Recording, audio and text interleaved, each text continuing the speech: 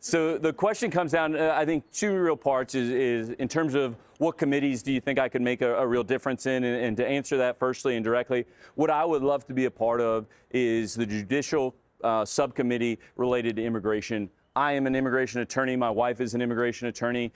We are very closely tied to the local immigration attorneys and the national immigration attorneys.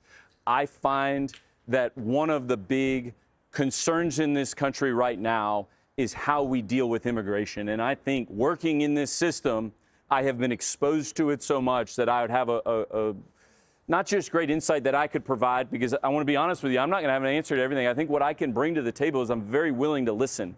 I have access to the attorneys that really know this system well, and I think I could really bring their access and leverage that for our government is what I would hope in terms of committee. I think the next part of this question comes down to corruption specifically. We're talking about how the Trump brothers are buying up companies that are making massive profits here in the United States in terms of cryptocurrency, no-bid government contracts for the military.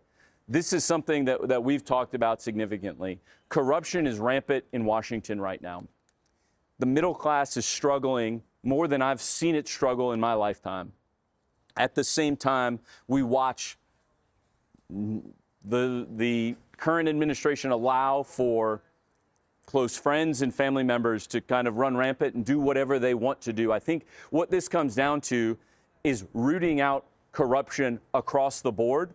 I would love to say it's just a Republican Party. It's not a problem. It's not. Democrats are guilty of the same problem. So I think to solve this, we need to find a group of bipartisan legislature on both sides of the aisle that say, let's really tackle this issue.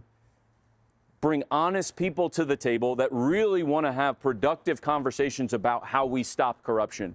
If we want to stop the corruption in California, we have to be willing to stop the corruption that's happening right now in Washington, D.C. So I think that is a huge part of what we're looking to do, because it comes down to me is trust. I don't trust that my government is looking out for my interests right now. I don't trust that my lawmaker is looking out for my interests. I don't trust that the system is looking out for my interests. And I don't think our allies believe that America is still standing on the moral high ground that we once had.